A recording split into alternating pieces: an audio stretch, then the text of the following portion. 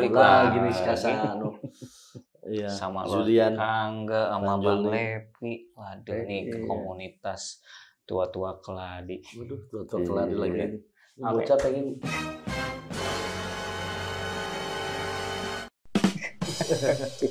Tapi saya bisa nyasar ke sini lagi kenapa ini? Kan saya tadi lagi nggak ngapa-ngapain. Aduh, saya pusing lagi deh diomelin lagi nih sama bapak-bapak. Ya kan keresahan yang mengantarnya. Iya sih. Gimana ya? Saya masih ragu gitu sama sejarah gitu loh, Bang Levi. Ya, kalau pikirannya Nggak apa-apa. lurus ya pasti ragu. Ragu nggak apa. Sejarah. Soalnya kan sejarah juga menurut saya ya memang kurang diminati gitu, apalagi di sekolah juga kan udah bosen gitu lah belajar sejarah lagi. Terus saya malah masuk ke dunia prasejarah lagi nih, zaman dinosaurus lagi kan, ketemu T-Rex sama ketemu ini kan Brontosaurus.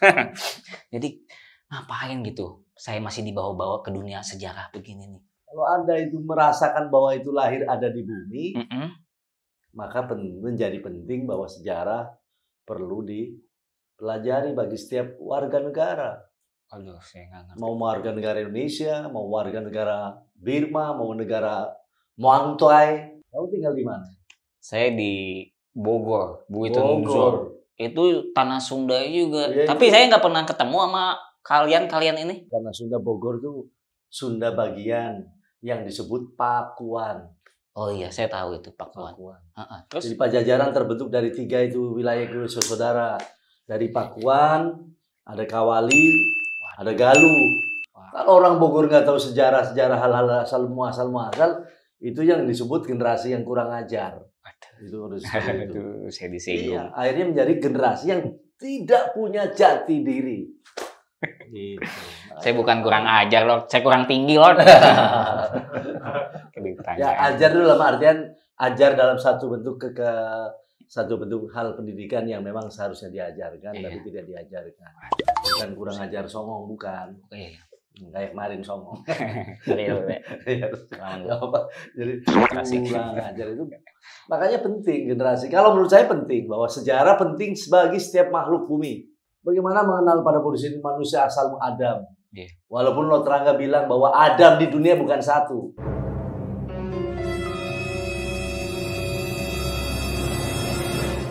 Tapi Nabi Adam satu. Jadi ternyata itu penting juga diungkap dari sisi peradaban satu kaum. Bahwa ternyata kehidupan manusia juga muncul bukan sekonyong-konyong lahir dari batu. Tapi bahwa ini ada kondisi yang terjadi. Ya, termasuk Indonesia itu. Ini maaf Lord, saya potong karena saya puyeng banget nih rambut saya yang tadinya kribo bisa jadi halus kayak Pevita Pierce kan ini nggak enak kan. Saya mau nanya ke Bang Levi dulu ya. Mohon maaf nih ya, bukan yang nggak sopan nih. Ya memang biasa nggak. Iya. Iya. Jadi bingung sendiri. Iya. Gimana Bang Levi ini? Ini omongannya Lord. Sekarang pertanyaannya belum ada, tapi udah bilang gimana? Iya. Maksud saya kenapa saya bisa ketarik lagi ke sejarah gitu, Bang Levi? Tadi saya nanya ke Lord melambung tinggi ke angkasa gitu kan. Itu jauh banget kan tuh. Maaf ya. Alam bawah sadar ya? Iya. Kayak saya dihipnotis uya-kuya tadi mendengar obrolan dari Lord gitu. Realitanya ya sejarah banyak dilihat oleh kalangan milenial. Sekarang gini, saya ajak deh kalangan milenial seperti Panjul nih pergi ke Museum Nasional, Museum Fathahillah, pasti membosankan. Itu kan yang bikin gak tertarik kan yang membosankan. Bosankan ya cuman kayak seperti hiasan dan ya sebenarnya di googling juga ada. Jadi sejarah tuh ya udah usang sih sepertinya ya. Maaf nih. Betul. Sejarah dipandang usang karena gini kita eksplorasi aja. Boleh jadi kita tidak menyalahkan kebijakan satu otoritas tertentu. Boleh jadi yang membuat modul sejarah itu belum tentu orang yang paham sejarah. Seperti itu. Sehingga ketika diterima oleh para siswa SMP, SMA, dan sampai di perguruan tinggi, jadi satu hal yang membosankan. Kedua, guru-guru yang disiapkan itu terpaku hanya kepada hafalan. Belum tentu juga dia orang yang suka sejarah. Sehingga ketika menyampaikan, ya membosankan. Tidak sepenuh hati gitu ya. Tentu tidak sepenuh hati. Dan banyak sejarah yang ditulis, sejarah yang menyimpang. Pada posisi menyimpangkan pada posisi sejarah kenyataannya.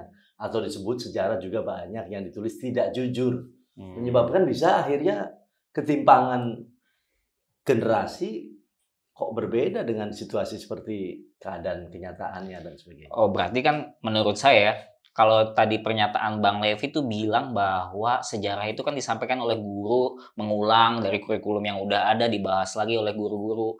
Berarti itu sejarah itu ya cuma hafalan doang kan? Berarti kan? Nggak berarti itu ada dan nyata. Bisa aja kayak sejarah Indonesia tentang A.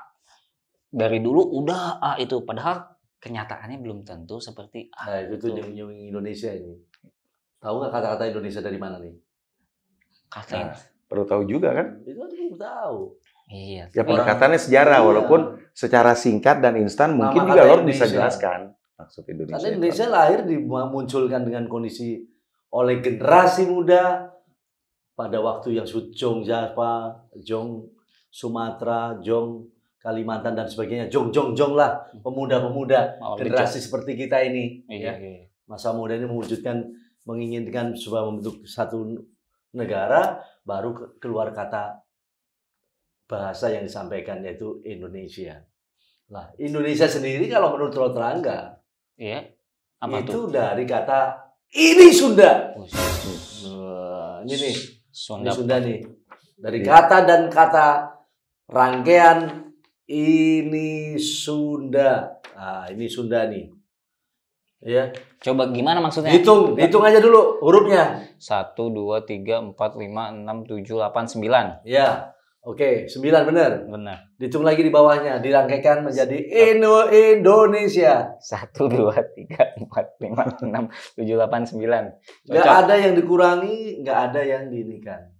Ini berarti ada sejarah. Sekalipun ada penemuan orang-orang Jerman, ini karena memang dulu mahasiswa Indonesia kebanyakan juga dari sana.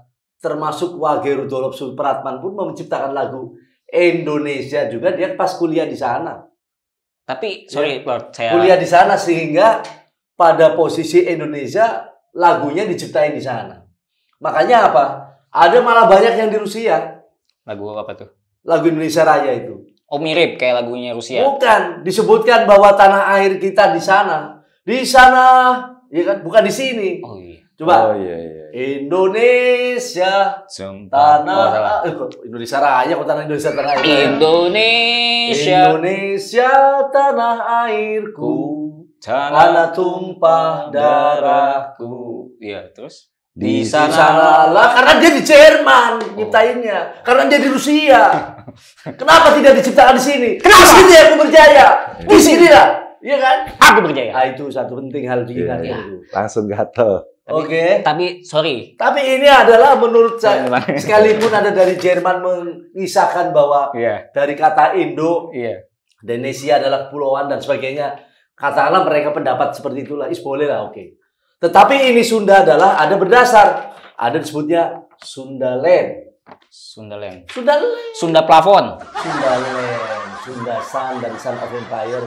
Perjalanan jauh pada proses India yang akhirnya menyerahkan tanah itu kepada penguasa saat itu, ya, yang akhirnya masuk ke sini. Ini Sunda. Sorry Lord, ini kan ini Sunda. Kenapa enggak? Ini kan Indonesia jadinya. Kenapa kan ini sama? Misalnya jadi. Pokoknya sama disusun tuh. Insondia. Bukan, gitu. Ini pokoknya hurufnya dari kata ini. Kenapa ini Sunda gitu? Ini Sunda dirangkai menjadi Indonesia. I satu, N D ini, ya. O masih belum jelas juga ini orang. N tuh, iya kan? S I tuh. Oh iya. Udah nggak ada lagi kok. Udah nggak ada. Ini adalah pendapat yang valid, no debat, no hoax, no kecot. Kok ini? Ini udah valid ya. Ini hurufnya dirangkaikan jadi satu Indonesia lah. Ini Sunda. Ini Sunda. Kenapa Indonesia Raya? Ejaan dulu raya disebut raja. Indonesia Raja. Mana ada kebun raya? Kebun Raja ada. Kebun Raja itu adanya. Mana ada Raja Band, Ian Kasela, adanya Raya Band. Raya dibaca, makanya Yogyakarta. Benar. Dulu sekarang Yogyakarta. Makanya Jawa dikatakan Pulau Nyawa. Orang semuanya bukti kok. Adanya. Makasih, ya terserah berkaitan ini kan perlu penggalian semuanya bahwa ini alam nyata. Oke, itu dari Lord Rangga, sang elit global, temannya dari Elon Musk dan Bill Gates juga. Ya, dan semuanya. Ya, saya mau nanya dari Bang Levi nih yang kolonial nih, gimana nih? Kalau Indonesia sendiri sejarahnya tuh seperti apa sebenarnya? Apa benar yang dikatakan Lord Rangga? Apa Bang Levi punya versinya sendiri nih? Bukan soal benar nggak benar apa yang disampaikan Lord Rangga, itu adalah pemikiran dan pemahaman dari Lord Rangga, bukan dari hafalan. Iya. Artinya melalui proses lah sampai di situ, dan ini menjadi satu hal yang menarik, baru dan perlu dikaji, kan seperti itu. Yes. Betul. Iya, Indonesia sendiri berangkat dari pemikiran kolonial. Ketika kolonial Belanda dengan kamar dagangnya masuk ke Indonesia, mereka mengatakan bahwa ini adalah bangsa India, sehingga mereka membuat satu pemerintahan, yaitu pemerintahan India Belanda. India Belanda. Ya, seperti itu. Di kemudian hari Inggris juga datang dan menduduki Asia Selatan. Kita katakan Asia Selatan, ya kan, negeri Barat. ASEAN. Nah, di sana mereka bilang, oh ini juga India. Oh ya, India. Ya, maka mereka dirikan juga kamar dagang. East India Company, ya kan? Jadi perusahaan dagang India Timur. Seperti itu. Nah, kenapa mereka menyebut India Timur? Karena Inggris pun punya satu daerah di Karibia sana yang disebut West India, India Barat. Tapi itu orang-orangnya, penduduknya itu sama? Apa kayak berbeda. Oke, gini, berangkat dari pemahaman bahwa bangsa Eropa itu tergantung dengan rempah-rempah, maka selama ribuan tahun mereka membelinya dari pedagang Arab. Pedagang Arab itu mengambilnya dari pedagang yang hari ini kita kenal India. Padahal di India ada mungkin kualitasnya dan jumlahnya tidak banyak. Mereka datang dan mengambil dari satu wilayah kepulauan yang disebut dalam bahasa kolonialnya India Belanda. Nah, pemahaman orang Eropa tentang adanya sebuah bangsa yang menguasai rempah-rempah, negerinya subur dengan rempah-rempah adalah India, maka orang kulit putih dari bangsa Spanyol itu kemudian melakukan ekspedisi. Bukannya dilala dari Eropa, mereka turun menyusuri pantai barat Afrika, tetapi mereka transatlantik. Mereka melintasi Atlantik dan tiba di Venezuela. Ketika mereka turun, mereka menganggap kita telah tiba di tanah India itu yang ada rempah-rempahnya. Maka ketika lihat penduduk asli, dia bilang, inilah Indian, yaitu orang India. Oh, ini India. Nah, itu pemahaman yang keliru. Venezuela itu letaknya di depannya itu hamparannya itu adalah Karibia. Maka ketika Inggris datang di luar Spanyol menempati Karibia, mereka mengatakan inilah India, tapi barat, di sebelah barat. Baru di kemudian hari mereka menemukan India Timur. Jadi ada barat, ada timur. Semua menjadi India. Padahal Belanda lebih dulu di sini memahami bahwa inilah India. Maka mereka membuat sebuah identitas. Ini India Belanda. Sebetulnya Nederland Indi. Indi kan bukan Hindia, tetapi India. Seperti itu. Nah, satu waktu pada tahun 1850-an, beberapa pemikir-pemikir etnologi dari Inggris yang bertempat di Temasek atau sekarang namanya Singapura, ya kan, itu kolonialnya Inggris. Mereka menerbitkan satu jurnal, yaitu Jurnal Asia Timur. Mereka berpikir bahwa orang yang menempati di luar Singapura, artinya yang ada di sini, adalah orang-orang Melayu. Maka seseorang yang bernama Winston Earl, itu dia mengatakan bahwa ini adalah negeri yang kita harus kasih nama. Tidak boleh melulu sebagai Nederland Indi, tetapi sebagai Malayunesia. Melanesia. Seperti itu. Namun seseorang lagi, Inggris juga yang bernama Logan, dia mengatakan, tidak, ini orang India, jadi harus disebutnya Indonesia. Gitu. Walaupun di kemudian hari dia ralat, U-nya dia rubah menjadi O, Indonesia. Namun yang mempopulerkannya seorang etnolog Jerman, Adolf Bastian. Dia memberi nama bahwa tidak lagi memakai Nederland Indi, tetapi Indonesia. Nah, Indonesia memang populer lah pada saat itu. Gimana maksudnya? Kalau perkaitan pelajaran atau bentuk sejarah yang tertulis dalam umumnya ya, saya juga heran kenapa misalkan satu pedagang atau manusia-manusia penelitian yang memberi nama. Padahal dalam jalur pada proses namanya empire itu tidak ada cerita. Yang memberi nama-nama tanah biasanya itu orang-orang penguasa. Ya betul. Nama-nama penguasa yang punya tanah, maka disebut tanah punya kedaulatan.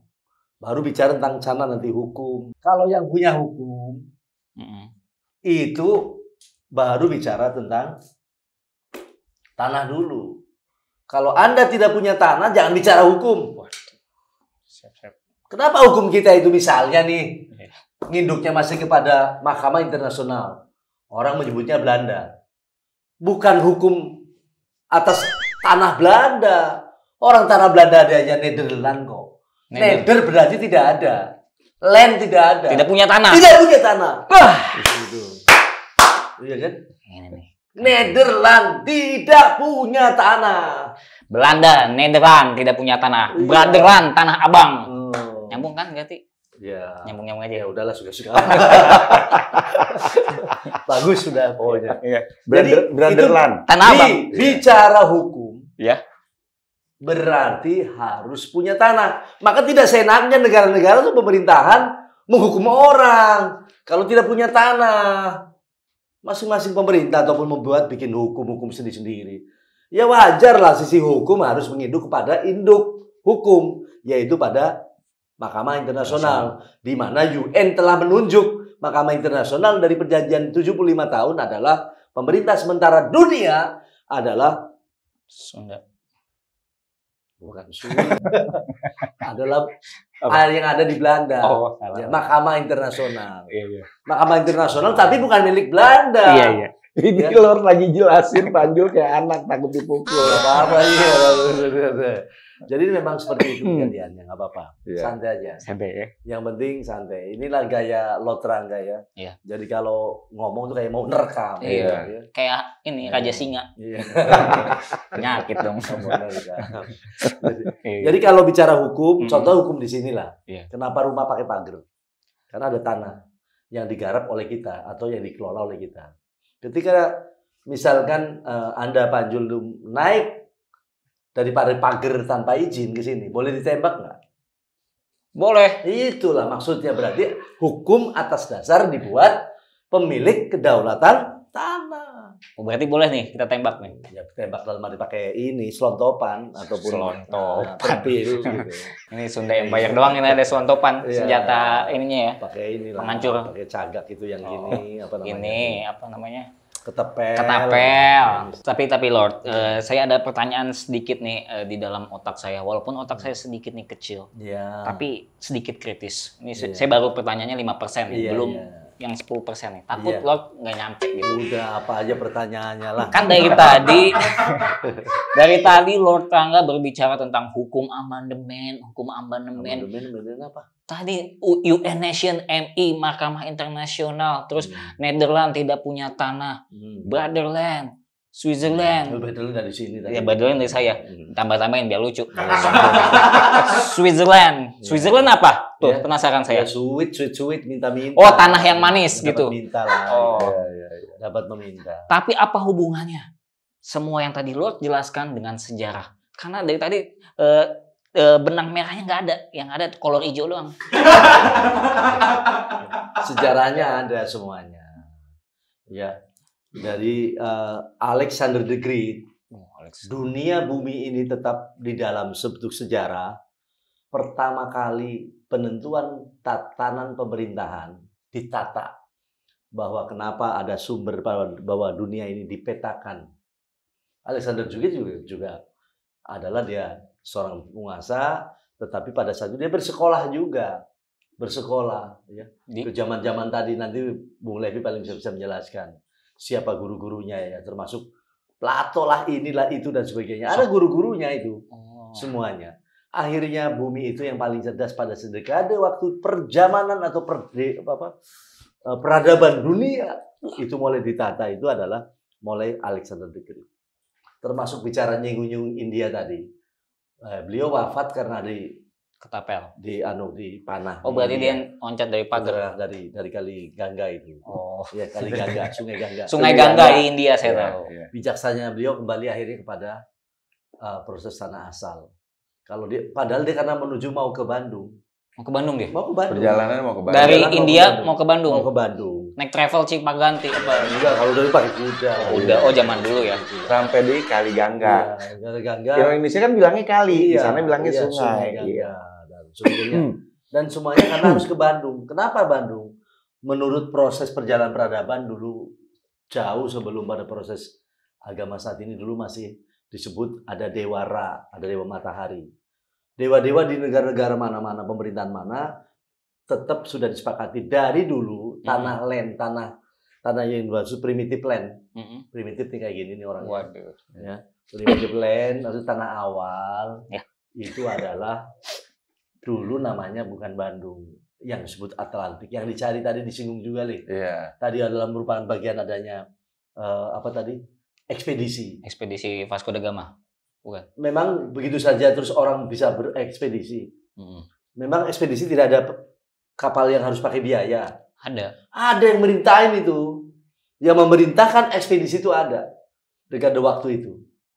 Tetap tidak lepas dari sistem pemerintahan ada. Makanya ekspedisi ada dua. Dia jalan mencari Bandung, mencari ini Indonesia Atlantik. Dia jalan dari sini. Nanti ketemulah di sini. Memutarkan bumi. Ya, muterin bumi itu dalam rangka mencari Bandung. Mencari Bandung, mencari pada proses perjalanan ekspedisi itu. Jadi pusatnya tatanan dunia itu di Bandung. Pusat tatanan dunia. Tetap aja Banda Indung tadi. Nggak lepas lah karena dari sumbu bumi. Sumbi. Iya, makanya ada Nyimas Dayang Sumbi itu. Di Gunung Tangkuban Perahu itu. Iya. Sumbi. Ya, tahu. Baik sih tahu. Cerita legendanya tahu kan? Tahu yang perahunya ditendang kan? Iya, tahu. Saya gini-gini juga berintelektual, Lord. Jangan meremehkan saya lah. Ya artinya pernah nendang perahu juga. Iya. Cuman bukan kaki saya yang bolong. Itu legenda. Legenda itu satu sejarah, histori kerakyat yang diceritakan dalam sebuah riwayat. Iya. Tapi Bang Levi, penjelasan Lord Rangga ini benar apa enggak sih Bang Levi? Maksudnya tadi kan dia muterin bumi tuh katanya. Ya, ekspedisi itu kan pakai duit. Iya, pasti dong. Ada yang merintahin itu. Iya. Kalau dekade Perang Dunia Kedua jauh sebelum itu adalah peran daripada Vatikan yang menyuruh. Yang juru tulisnya. Iya. Kamu meter dari sini, defend, ini security. Ada pemeran-pemerannya sampai hari ini juga. Itu security-nya outsourcing apa enggak? Ya, nggak pakai outsourcing. Banyak security outsourcing saya. Iya. Gimana? Iya, kembali lagi bahwa sejarah itu bagaimana menyampaikannya dengan pemahaman. Karena tadi kalau kitanya itu bagaimana dengan mood gurunya, ya kan? Gurunya kemampuannya, maaf nih, saya juga akan belajar. Namun saya melihat bahwa banyak guru-guru di Indonesia, bahkan pada era saya juga, itu ketika belajar sejarah, yang hanya difahami oleh murid-murid itu, guru baru ngajar 5 menit nih. Ya kan? Kita udah mikir, kapan selesainya? Ya kan gitu. Bener banget. Karena apa yang disampaikan hafalan, membosankan. Apakah itu karena memang potensi dirinya secara personal dia nggak mampu? Ataukah modul yang dibangun oleh kementerian pada masa itu juga sifatnya hanya bicara monolog, tidak merangsang siswa untuk lebih kreatif. Yang lahir adalah orang-orang yang apatis terhadap sejarah. Sampai hari ini ya artinya kayak itu, sejarah berulang terus, membosankan. Harus diteliti terus. Dan kalau ada perbedaan itu sesuatu hal biasa. Satu contoh adanya Portugis dan dalam artian saat ini yang kok kenapa sampai ke tanah sini. Ya. Portugis itu dari kata port itu tugu, esa. Kembali esanya ke sini, ke Sunda. Itu ada tuh sampai sekarang tugunya di Pulau Gadung. Tugu apa? Nggak pernah digali oleh generasi. Oh iya. Portugis. Iya. Saya jadi. Kenapa harus ada Portugis, ada Spanyol? Ya. Itu Security Council, Defense Council dulu zaman itu. Sebelum itu zaman Majapahit dia punya dan Sriwijaya. Oke. Zaman itu setelah itu dikembalikan lagi kepada Cina zaman Mongol itu. Ya. Baru ke Portugis. Cerita ke sini kalau Portugis itu lebih dekat lagi. Ya. Kalau sekarang sudah Amerika British. Oke. Iya. Mudah-mudahan kamu pusing. Iya. Dari tadi saya lihat raut wajah Lord aja satu langsung. Ya, kalau Lord ada darah-darah penyampaian soal sejarah yang saya harus sampaikan secara tegas. Karena Lord punya dasar. Iya, siap. Kalau enggak, nggak diinikan lah, nggak punya dasar ya nggak mungkin aku nikah. Lord mulai darah tinggi, tapi terima kasih atas penjelasannya nih Lord. Saya mau nanya ke Bang Levi nih tentang yang tadi, yang apa bangsa Indonesia itu, jadi dinamakan bangsa Indonesia itu oleh si orang Jerman itu. Dan disetujui oleh beberapa pihak dari negara Indonesia. Oke, Indonesia aja gitu. Iya kan nggak mungkin begitu juga. Apa di grup WhatsApp? Oke deh Indonesia nih. Orang lewat gitu. Kemudian kamu datang dari hutan lalu kemudian ini pakai namanya ini aja kan enggak. Pasti yang ngasih nama dong yang punya tanah dong. Itu satu contoh bahwa ini kenapa saya tidak semua bahwa yang memberi nama adalah lalu apakah itu pedagang? Apakah itu enggak lah, yang ngasih nama kemana aja lah penguasa dong, pemilik tanah. Iya, sabar.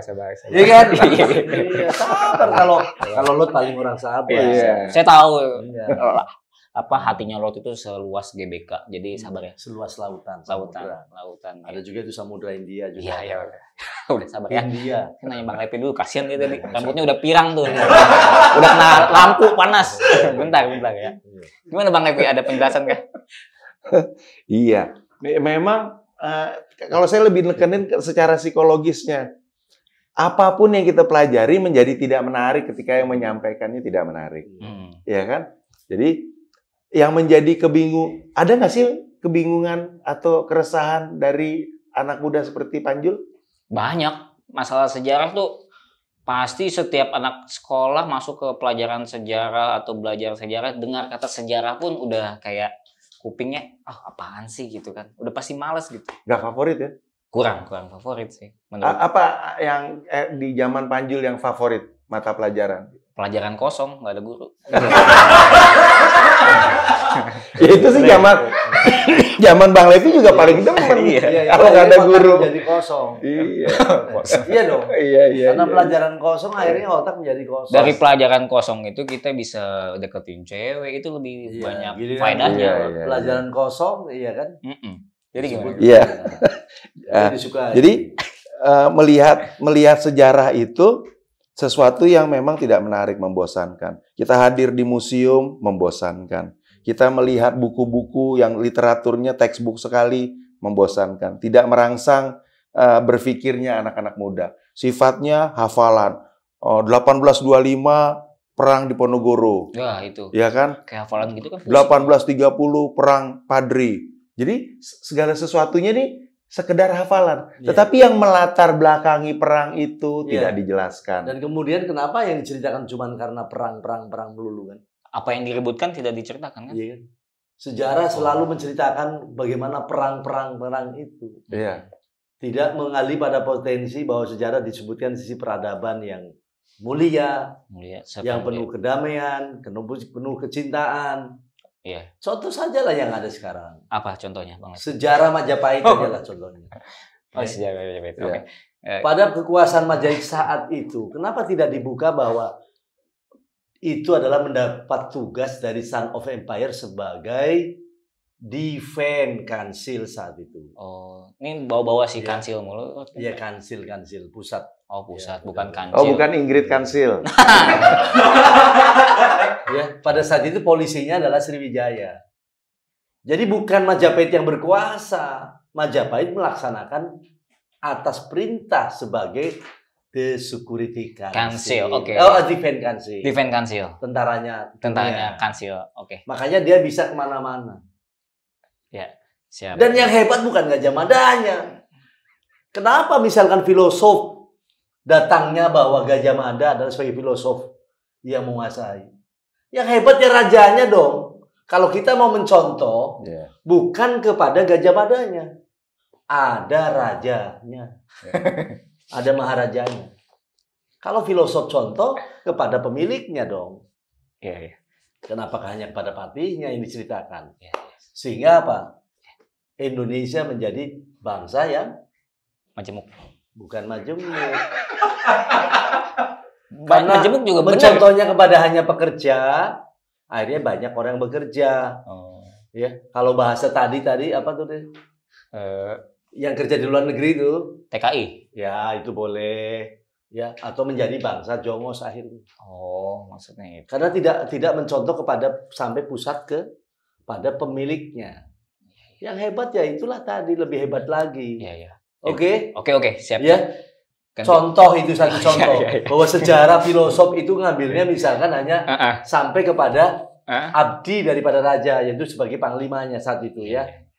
Kenapa tidak sampai kepada rajanya?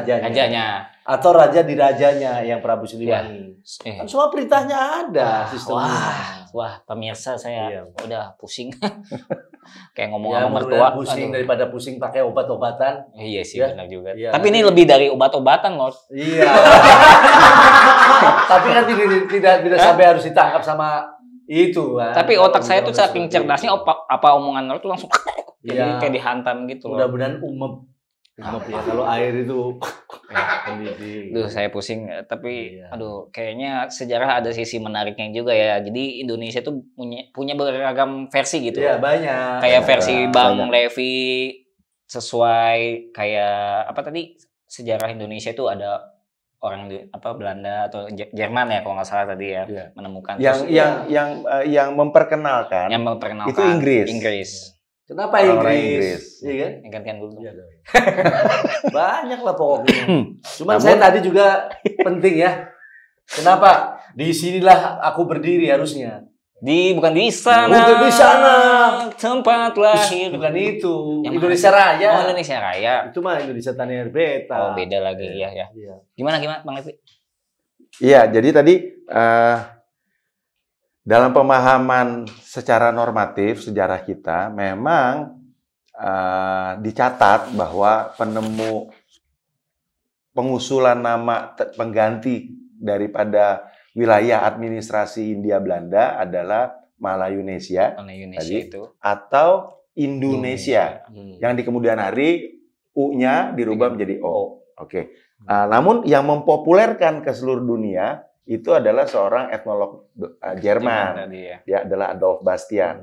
Nah, terlepas dari itu, para pemimpin kemudian memilih Indonesia tentu juga ada latar belakangnya sendiri. Walaupun kita nggak pernah lupa bahwa, tapi pengertian nggak pernah lupa ini di kalangan sejarawan ya. Nggak pernah lupa bahwa negeri ini di masa lalu berdiri di atas sebuah kontinental. Masih kontinental, belum archipelago. Kontinental yang bernama Sundalandia. Sundalen. Dia. Seperti itu. Iya. Jika waktu berlalu kemudian menjadi bangsa, ada yang menyebutnya juga yang pernah tinggal di sini adalah bangsa tadi pernah bilang ada bangsa Atlantis. Ada satu antropolog Jerman menyebutnya yang menetap di sini dahulu itu bangsa Lemuria. Disebutnya bangsa Lemuria. Apapun itu, semua menjadi menarik ketika yang menyampaikan sejarah juga paham sejarah, bukan menghafal. Sehingga anak-anak muda bangsa ini ketika duduk, dia menemukan hal-hal baru yang memang ini menarik.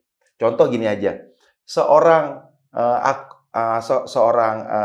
guru yang tidak ada motivasi apapun, hanya hafalan, ketika dia menjelaskan sesuatu pasti membosankan. Betul. Atau seorang ahli teori saja dari IPB, Insinyur Pertanian. Ketika dia menjelaskan segala sesuatu berdasarkan teori dan hafalan saja, pasti Anda bosan. Betul. Tapi ketika duduk bersama seorang pelaku, langsung petani, praktek, dia bercerita pasti antusias. Dengan segenap pemahamannya, dengan gairahnya. Sehingga mahasiswa yang datang untuk KKN di situ senang mendengarin. Ini petani sangat menguasai. Walaupun secara titel dia bukan insinyur. Tapi bagi yang mendengarkannya itu merasa hidup. Berarti ilmu pertanian ini sangat menarik. Ini masalah bagaimana penyampaian. Ilmu apapun akan seperti itu. Seperti halnya tadi, kamu dari Bogor. Ada bokor di sana. Ya kan? Dari kata bokor. Kemudian bicara tentang Melayu. Kalau orang Sunda tidak bilang Melayu. Kalau di Betawi masih bisa bilang tanah Melayu. Makanya ada kampung Melayu tuh. Oke. Ya. Tapi begitu bergeser ke Sunda, adanya Tasik Malaya. Apa artinya? Malaya. Melayu. Ya Melayu, dan orang Sunda menyebut tidak Melayu tapi Malaya.